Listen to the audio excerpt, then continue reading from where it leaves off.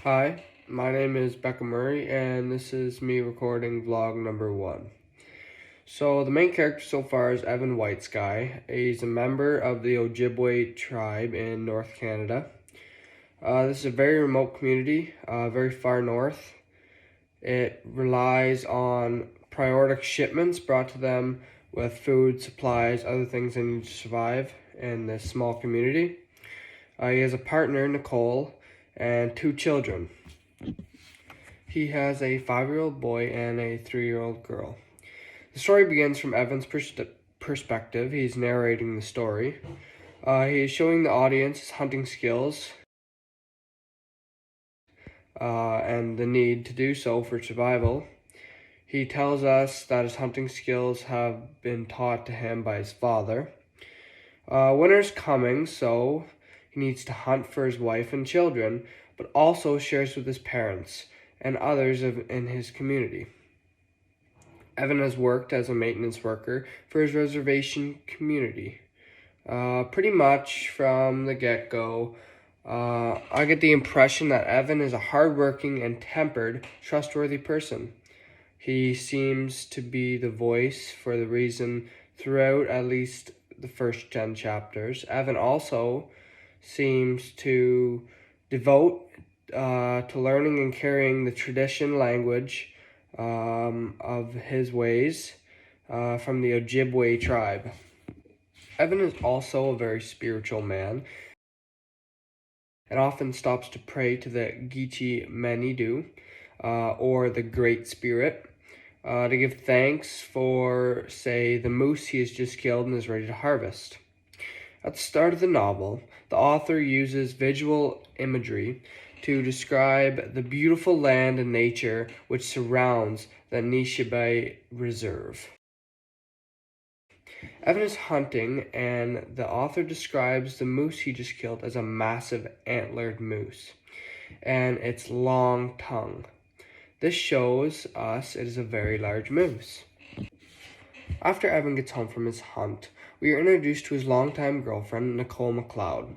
Nicole and Evan have known each other since kindergarten and have been a couple since high school. Nicole seems to be a very giving and kind-hearted person. She has a strong community spirit, as she often is thinking of doing things like cooking for her community. Her main role is taking care of the children. The main plot of the story seems to be the reservation's infrastructure breaking down. It begins when their cell service is lost, as well as satellite television service and internet. A couple days after the power goes out, they seem to have no way to get through to anyone south to find out what is going on, or when the service will be restored, or even when their next food supply will be come in. Dan and Patricia are Evan's parents, who regularly visit them to help and support them in any ways needed. Dan shares a dream, which I'm guessing will be proved to be very significant later on. As it's stated, Dan is typically not one to discuss his dreams. Dan describes his dream that he was out walking in the bush with his gun, and he looked on a hill in the distance, and there was an orange glow. Dan knew this was a huge fire and began walking closer. He goes to describe how everyone was there, including his family, all wearing hunting gear.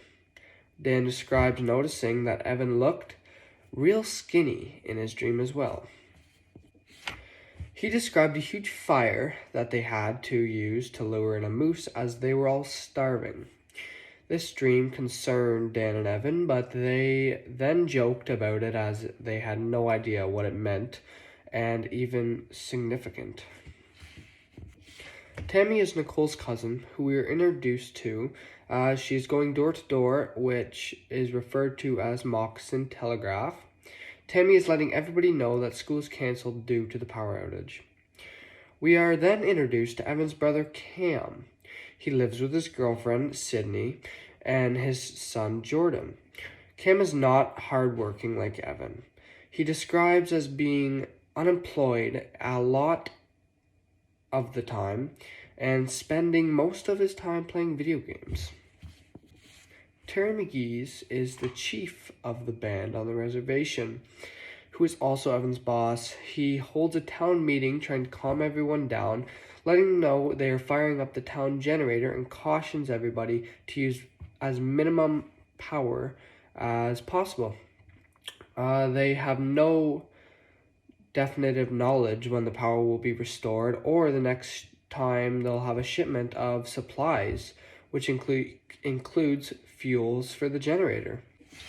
At this meeting, we also meet Aline Jones, who is one of the elders in the community and one of the last who was raised speaking Anishinaabe.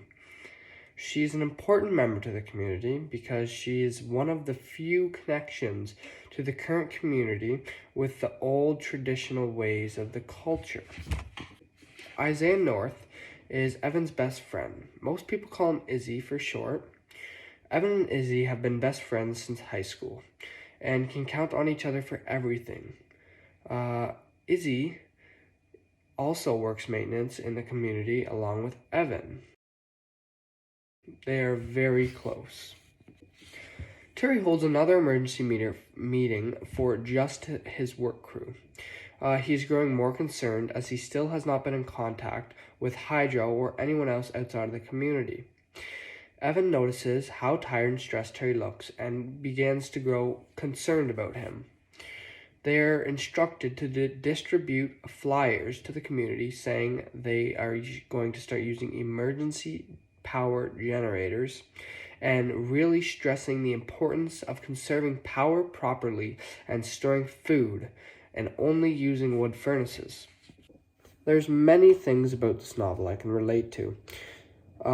It is based on a very small town, and many hunt to rely on meat for their main supply of food. I live in a very small community as well, where we know many people and help each other out when needed. I also enjoy to hunt and eat what I harvest, although I do not rely on hunting, but I do enjoy it and not waste the food nor the less. One thing I find ironic is that this Anishinaabe reservation is now very dependent on the infrastructure that colonization has created for them. What I mean by this is generations before them were very self-sufficient and lived on their land and survived by what it provided for them. Colonization has literally made many people lazy. Not everyone, but some for sure. Take Evan's brother Cam, for example.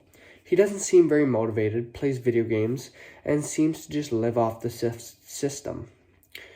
I mean, everyone is certainly not that way, but even Evan and Nicole do not rely on grocery stores for some of their food, and certainly find loss of cell service, satellite, and power a huge inconvenience. Actually, it's a worry, as they are not used to having the luxury of backup heating sources, etc.